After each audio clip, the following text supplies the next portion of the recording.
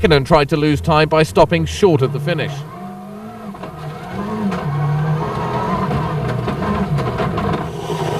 Delacour slowed, but didn't stop.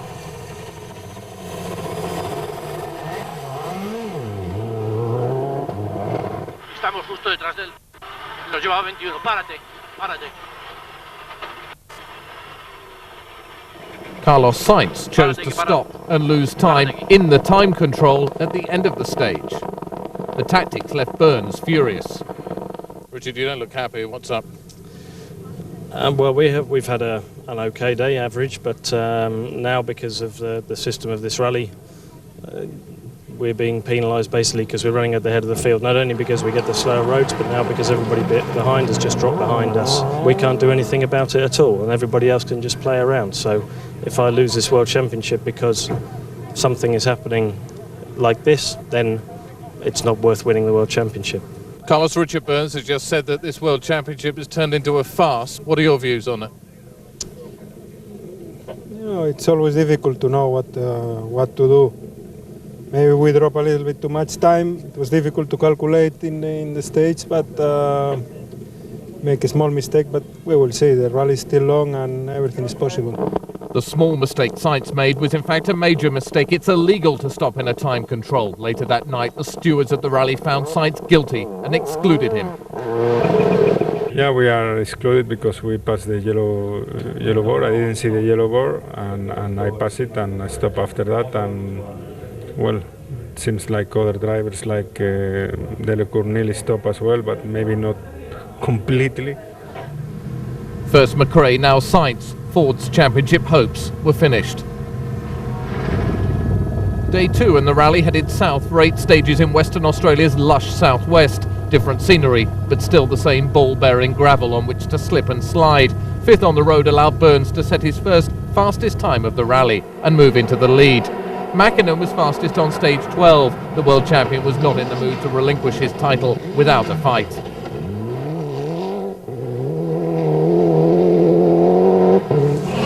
Wellington Dam is the big daddy of the Western Australian stages, 45 kilometres of the slipperiest gravel on earth. The stage was so long that a good drive could allow a driver to pull out enough of a lead to make tactics unnecessary later in the day. Burns was fast, 34 seconds faster than Marcus Grönholm, who missed a corner.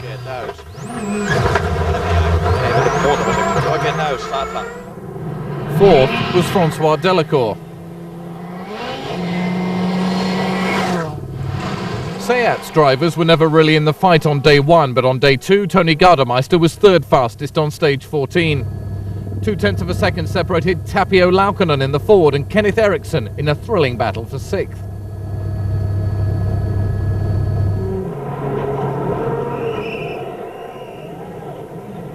In fact, Hyundai were on course for getting both cars in the points until stage 15.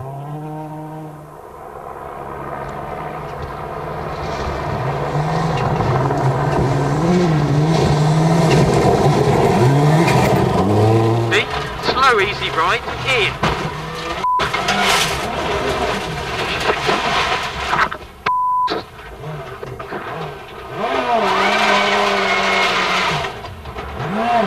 That's broken the steer. We just, well, clipped the bank on the inside in the last right-hander, and it shouldn't have happened, but the bottom control arm's broken, so that's it. The wheel's in against the arch, we can't go any further.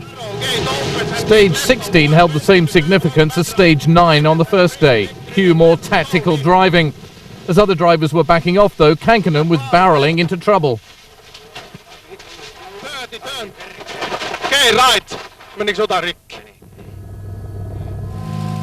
Mäkinen's need for speed on stage 16 came half a second too early. The question, was it deliberate? The jump start earned Mäkinen an instant 10-second penalty. Not that the other drivers knew it at the time. At the other end of the stage, and Marcus Grönholm and Timo Rautiainen play for time. How many seconds here? Tentti oli kello. Okei. Paljon sillä on nyt meillä? Pysäytä. But is it enough?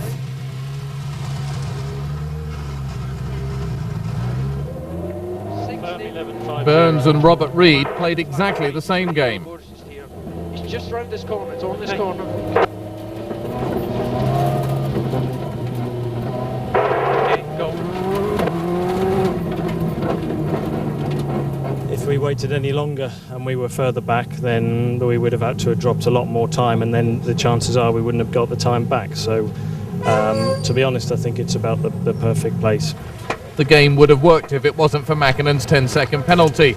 On day 3, Burns appeared to have a puncture. Unlucky, huh?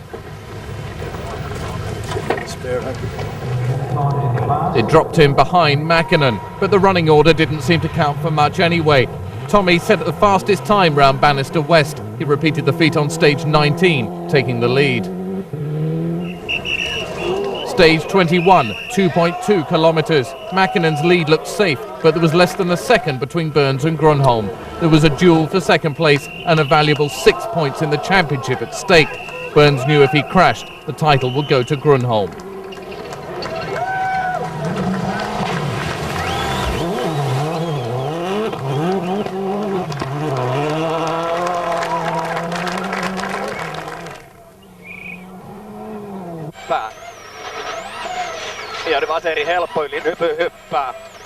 But whatever he might do, Grönholm was quicker than Burns.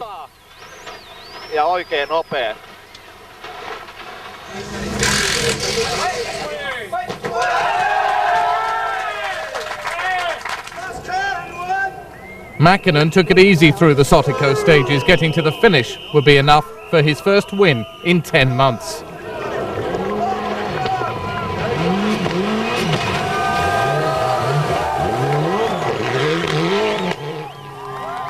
The taste of champagne at the finish quickly turned sour though. Hours after his win, and whilst he was flying home, Tommy Mäkinen's Mitsubishi was found to have an illegal turbocharger. He was excluded from the rally. Well, we're tremendously disappointed. We put in a lot of work to get this tremendous result, and we're absolutely gutted. Marcus Grönholm inherited the win and the 10 points. I couldn't expect this. It was, after all, tactics in this rally, and then now these things. It's not so nice to win, but no, the regulations is we have to follow them. Grönholm's win moves him to within 1 point of becoming world champion. To stop Grönholm, Burns must win the last round in Great Britain and have Grönholm finish no higher than 6th. His win in Perth also secured the manufacturer's title for Peugeot.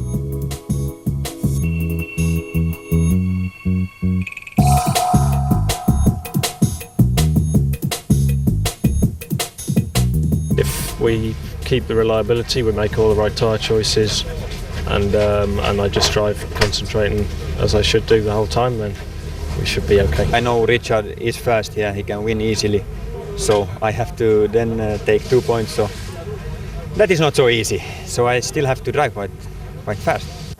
Stage 1 was a brand new nighttime super special in Cardiff. There wasn't a centimetre between Burns and Grönholm. They set exactly the same time. The first full stage of the rally was 12 hours later at St Gwynno. Just a kilometre into the stage, Burns slid wide on the oily mud and whacked a rear wheel against a pile of logs. He was lucky not to be out there and then, but he lost half a minute and dropped to 21st overall.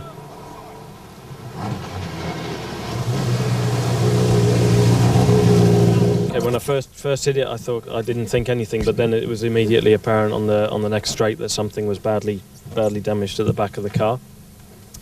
And my first thought, to be honest with you, was that how disappointed not only I was straight away, and Robert was, but obviously all the people standing by the side of the road. And I thought I couldn't imagine if we didn't get through the stage and through the next two and get to here, I couldn't imagine how sick I would feel. Grönholm took advantage of Burns' misfortune and moved into the lead.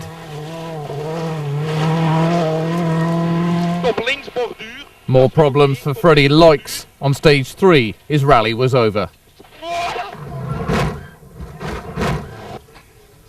With Burns needing to emulate Houdini to stand any chance of winning the rally, let alone the title, Colin Mcrae soon took up the job of chasing the runaway Finn. Ford's other star, Carlos Sainz, also waved goodbye to the Drivers' Championship in Australia, but Sainz was third in Britain. even after a brief excursion into a ditch.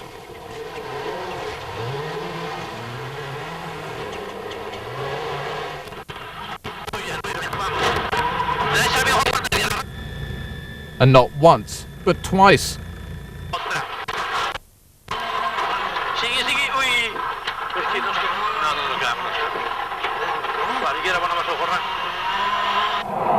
Stage 5 caught out both Ford drivers. Mcrae came away unscathed, but lost his lead to Gronholm.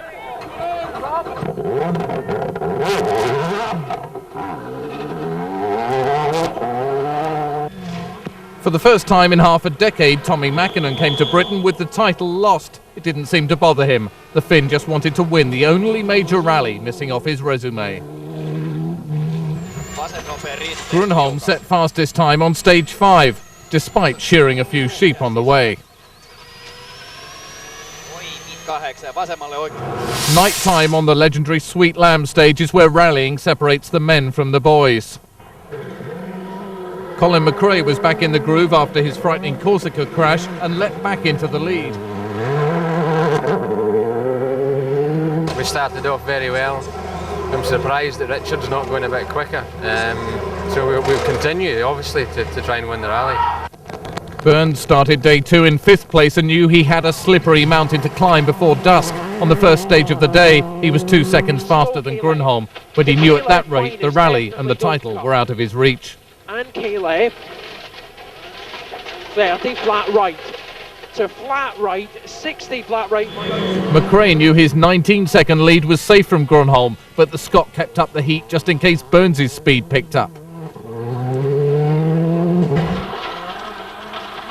The windscreen wipers on Armin Schwartz's Skoda packed up in the middle of a rainstorm in Raiola.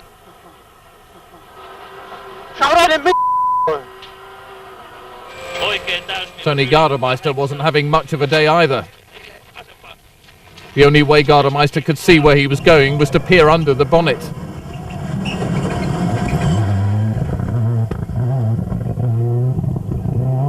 At the end of the stage, he jumped on the offending bonnet as much in anger as trying to fix it.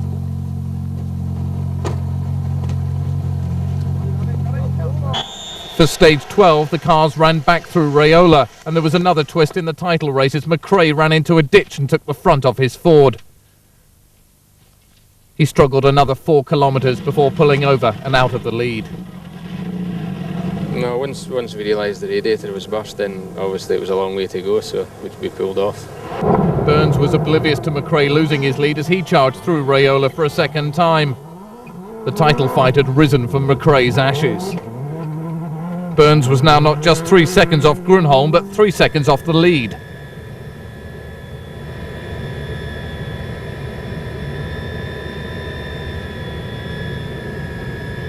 The way things are going, Marcus will be world champion, and nothing I can do about that. It won't have been just because of this rally, it would have been because of the whole year. And like I say, it's all in the past. I just have to concentrate tomorrow.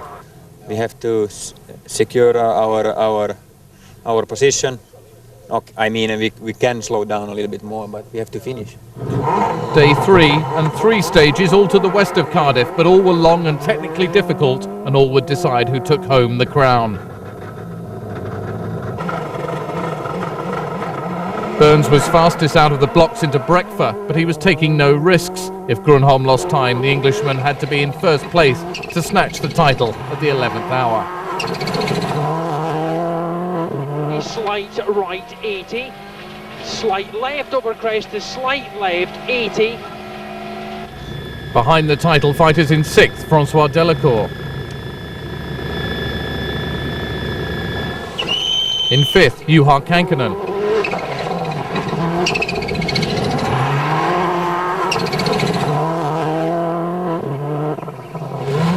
4th, Carlos Sainz. And 3rd, Tommy Mäkinen. The final stage, Margam Park, where 2 years ago Carlos Sainz lost his title. In the car, Timo Rautiainen told Gronholm to slow down, but it was enough, and Gronholm the champion. Marcus, many congratulations. 2000 World Rally Champion. Has it sunk in yet? Yeah. I didn't realize, maybe not yet, but it's a good feeling. We have had a good rally in this condition, so more than happy. For the second year in a row, Richard Burns, the runner-up. Winning the rally was little consolation. To be honest, for the last 3 days I've known that all I can do is try to win the rally, and I've had the feeling, being prepared for this feeling, you know, not expecting. I didn't expect to be world champion because I knew it was a very, very long shot. So I don't have a great big down, and now I have a good feeling for winning the rally, winning it now for the last 3 years. So that's a nice feeling. But of course, there is some disappointment for not winning the world championship. But I don't believe it's gone to someone who didn't deserve it. So Burns, the winner of the Rally of Great Britain for the third year in a row. Second, the new world champion Marcus Grönholm, and third, Tommi Mäkinen. Confirmation then that Grönholm takes the 2000 drivers title by 5 points from Burns. Sainz secured third with his fourth place in Wales. Mcrae was fourth. And Peugeot claimed the manufacturer's title in Australia, but Sainz's fourth place was enough to give Ford second ahead of Subaru. So after 14 rounds on 4 continents, Marcus Grönholm and Peugeot were the 2000 World Rally Champions. Will they be able to hold on to their titles? Join us for the 2001 World Rally Championship. Un fond long, 75 mètres, droite à fond pour